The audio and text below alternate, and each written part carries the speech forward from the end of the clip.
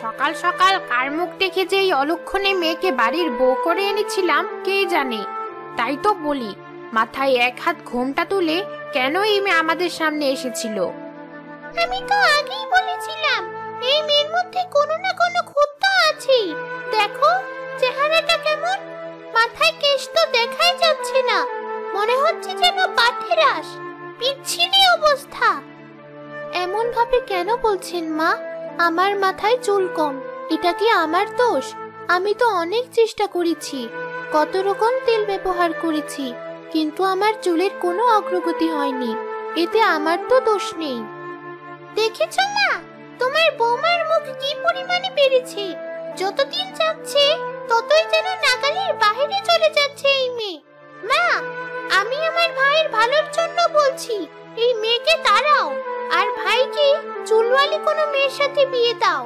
ঠিকই বলেছিস সাদিয়া, আমার ছেলেকে ভালো দেখে একটা মেয়ের সাথে বিয়ে দিতে হবে। শাশুড়ি ননদের রোজকার অপমান সহ্য করে রূপালী অতিষ্ঠ হয়ে পড়েছিল। সে প্রায়ই পুকুরের পাড়ে বসে কান্না করত। রূপালীর কান্না এক লাল নাক শুনে আফসোস করত। হায় আমার দুর্ভাগ্য, জীবন ভরেই চুল নিয়ে কথা শুনে গেলাম আমি। আমার এই পাতলা জরাজীর্ণ চুলের জন্য আর কত অপমানিত হতে হবে আমি জানি না। আহারে, বেচারা বউটার কত দুঃখ, চুল নেই বলে লোকের কত অপমান সহ্য করতে হচ্ছে। আমার এই বউকে সাহায্য করা উচিত। লালনাগ এমনটা ভেবে যেই রূপালীর সামনে যাওয়ার জন্য অগ্রসর হয়, তখনই পাশের বাড়ির দুজন মহিলা চলে আসে আর রূপালীকে দেখে বিদ্রূপ করে বলে, কি গো রূপালী, শুনলাম তোমার মাথার চুলের বাহারে নাকি তোমার স্বামী রোজ মূর্ছা যায়, কথা কি সত্য? ভাবি ভালো করেই জানেন আমার চুল পাতলা বলে শ্বশুর বাড়ির লোক আমাকে দিনভর দু চার কথা শুনিয়ে যায়। এরপরেও এসব বলে কেন আমাকে তাচ্ছিল্য করছেন? ওমা, এত রাগ কিসের তোমার? আমি তো এমনি দুষ্টুমি করে বললাম। তখনই পাশে থাকা দ্বিতীয় মহিলা প্রথম জনের কানে কানে বলে, শোনো, এই পোড়ামুখী রূপালীর সাথে একটা মজা করি চলো। কি মজা করবে? দ্বিতীয় মহিলা রূপালীকে উদ্দেশ্য করে বলে, শোনো রূপালী, তোমাকে একটা উপদেশ দিচ্ছি। দাদি নানির মুখে শুনতাম, যার মাথার চুল কম সে যদি কোনো সাপের গর্ত থেকে মাটি নিয়ে নিজের চুলে টানা 10 দিন মাখিয়ে রাখে, তবে তার চুল সাপের মতোই অনেক লম্বা হয়, সাথে ঘন কালো সুন্দর কেশ হয়। কি বলছেন ভাবি, আমার সাথে কি মজা করছেন? এই জন্য মানুষ বলে ফ্রিতে কাউকে বুদ্ধি দিতে নেই। দিলাম তো ফ্রিতে একটা বুদ্ধি, এখন শুনতে হচ্ছে আমি নাকি মজা করি। চলুন তো ভাবি, এখানে থেকে লাভ নেই। দুই প্রতিবেশী মহিলার এ ধরনের কথা শুনে লালনাগ খুবই রাগ করল। এদের দেখছি একটা উচিত শিক্ষা দিতেই হচ্ছে। কিভাবে বেচারা বউটাকে নিয়ে মজা করছে।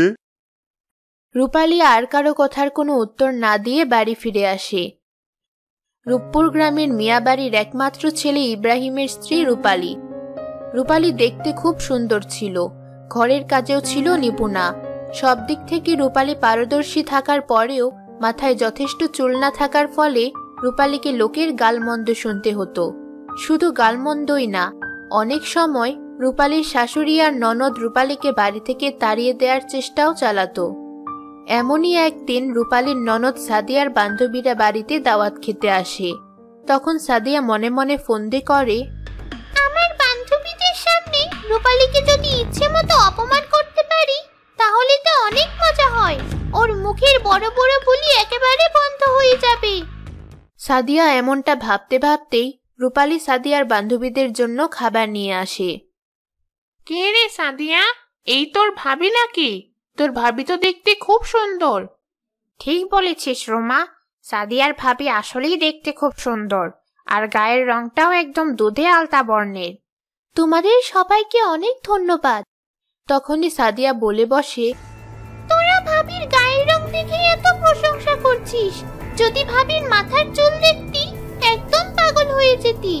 বিশ্বাস কর, এরকম চুল আমাদের পুরো গ্রামে কোনো মেয়ের নেই। ভাবি, তোমার মাথার ঘুমটা নামিয়ে দেখাও তো। ও মা, তাই? তাহলে তো ভাবির সুন্দর চুল দেখতেই হয়। সাদিয়া, এরকম কেন করছো? জানোই তো সবকিছু। আমি মাথার ঘুমটা সরাতে পারবো না। ভাবি, কেন না করছো? আমার বান্ধবীরা তোমার চুলই তো দেখতে চেয়েছে, তাই না? এ আর এমন কি? এমনটা বলে সাদিয়া রূপালীর মাথার ঘুমটা জোর করে সরিয়ে দেয়। আর রূপালীর মাথার পাতলা চুল দেখে সাদিয়ার বান্ধবীরা অট্টহাসি হাসতে থাকে। এ কি দেখছিস সাদিয়া? ভেবেছিলাম রূপকথার রূপাঞ্জলকে হার মানিয়ে দিবে তোর ভাবির চুল। এদিকে তো দেখছি ঘোড়ার লেজের মতো তোর ভাবির চুল। সাদিয়া, তোর যা স্বভাব, এবার আমি বুঝতে পেরেছি কেন ভাবির চুলের এত প্রশংসা করছিলি। সত্যি বলতে তো ভাবির চুল সব প্রশংসার ঊর্ধ্বে। সাদিয়ার বান্ধবীদের কাছ থেকে এভাবে অপমানিত হয়ে রূপালী খুব কষ্ট পেয়ে কাঁদতে কাঁদতে নিজের কক্ষে চলে গেল। হে বিধাতা, আমার চুলকে আমি ইচ্ছে করে এরকম করেছি? কেন ওরা আমাকে নিয়ে এভাবে মজা করে?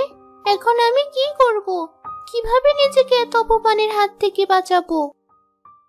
রূপালীর সব কথা লালনাগ শুনে ফেলে। রূপালীর দুঃখের ব্যাপারে লালনাগ যখন থেকে জেনেছিল তখন থেকেই সে রূপালীকে অনুসরণ করত। না, এভাবে আর চলতে দেওয়া যায় না। এবার রূপালীকে সাহায্য করতেই হবে আমার। কিন্তু আমি যদি এই রূপে রূপালীর কাছে যাই, ও ভয় পেয়ে চিৎকার করতে পারে। আমি বরং সাধারণ মানুষের রূপ নিয়ে রূপালীর কাছে যাই। লালনাগ এমনটা বলে এক ছোট্ট কন্যার রূপ নিয়ে রূপালীর কাছে যায়। এ কি মেয়ে, কে তুমি? আমার কাছে কি চাও? কিচ্ছু চাই না, শুধু তোমাকে একটা ব্যাপারে জানাতে এসেছিলাম। কি জানাতে চাও বলো? তোমাকে পাশের বাড়ির এক আন্টি বলেছিল না সাপের গর্ত থেকে মাটি নিয়ে চুলে লাগাতে? তুমি কি করে জানলে? সে না হয় পরে জানবে, আপাতত আমি যা বলছি তাই করো। তুমি ওই আন্টির কথা মতো কাজ করো, দেখবে তোমার চুল সুন্দর হয়ে যাবে। সত্যি বলছো? কিন্তু আমি তোমাকে কি করে বিশ্বাস করি? হা হা হা, মনে রেখো, বিশ্বাস মেলাই বস্তু, তর্কে বহুদূর। এমনটা বলে সেই ছোট্ট কন্যা সেখান থেকে উধাও হয়ে যায়। আরে, ও কোথায় চলে গেল? কি করব এখন আমি? রূপালী অনেক ভাবার পরে সিদ্ধান্ত নেয় সে ছোট্ট কন্যার বলা কথা মতো কাজ করবে। তাই সে পরের দিন থেকে সাপের গর্ত থেকে মাটি নিয়ে নিজের পাতলা চুলে লাগাতে থাকে।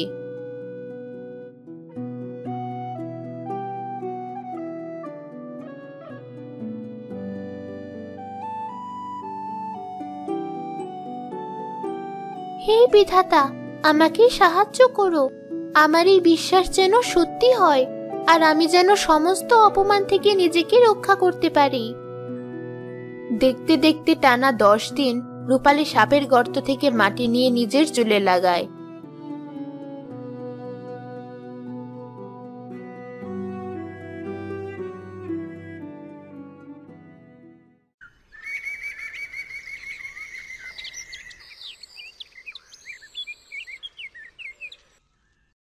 এগারো দিনের দিন সকালে রূপালী যখন ঘুম থেকে ওঠে তখন দেখে ওর চুল সত্যিই অনেক লম্বা আর ঘন কালো হয়ে গেছে। আরে, আমার এত সুন্দর চুল! আমি কি সত্যি দেখছি নাকি সব স্বপ্ন? এই ইব্রাহিম, শুনছো? কি হয়েছে? ডাকছো কেন? দেখো আমার চুল। ইব্রাহিম রূপালীর দিকে তাকিয়ে হতভম্ব হয়ে যায়।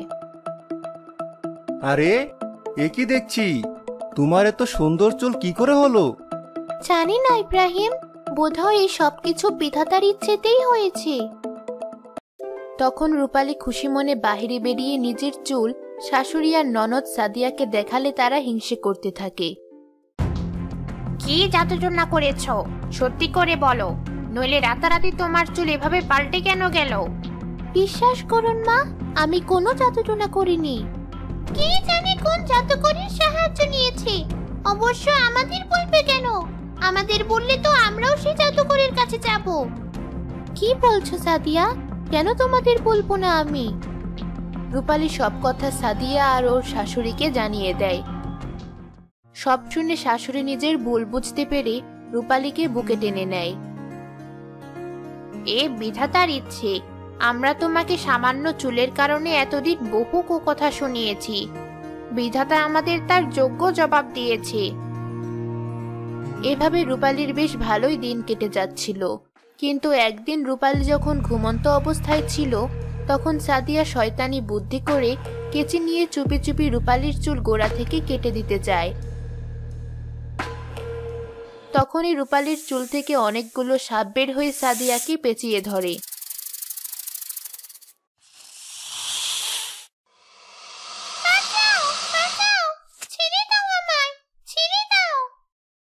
সাদিয়ার চিৎকারে রূপালীর ঘুম ভেঙে যায়, আর এই দৃশ্য দেখে সে ভয় পেয়ে যায়। এই সাপেরা, সাদিয়াকে ছেড়ে দে তোরা, ছেড়ে দে বলছি। রূপালীর কণ্ঠ শোনার সাথে সাথে তখনই লাল নাকশি ছোট্ট কন্যার রূপ নিয়ে রূপালীর সামনে আসে। তোমার ননদ তোমার চুল কেটে ফেলতে যাচ্ছিল, তাই ওকে আমরা শাস্তি দিতে এসেছি। এ কি তুমি? তার মানে তুমি সাপ? আমি সাপ, আর তোমার প্রতি আমার দয়া হওয়ায় আমি তোমাকে এত সুন্দর কেশ দিয়েছি। ভাবি, আমি এমন অপরাধ আর কখনো করব না। তোমার ওই সাপ বন্ধুকে বলো আমাকে ছেড়ে দিতে। আমাকে তুমি সাহায্য করেছো, তার জন্য আমি কৃতজ্ঞ, কিন্তু আমার ননদকে ছেড়ে দাও। ও নিজের ভুল বুঝতে পেরেছে। বেশ, আমি ওকে ছেড়ে দিচ্ছি। সব সাপেরা সাদিয়াকে ছেড়ে সে স্থান থেকে চলে যায়। সাদিয়াও নিজের ভুল বুঝতে পারে। এরপর থেকে রূপালী পরিবারের সকলকে নিয়ে সুখে শান্তিতে দিন যাপন করতে থাকে।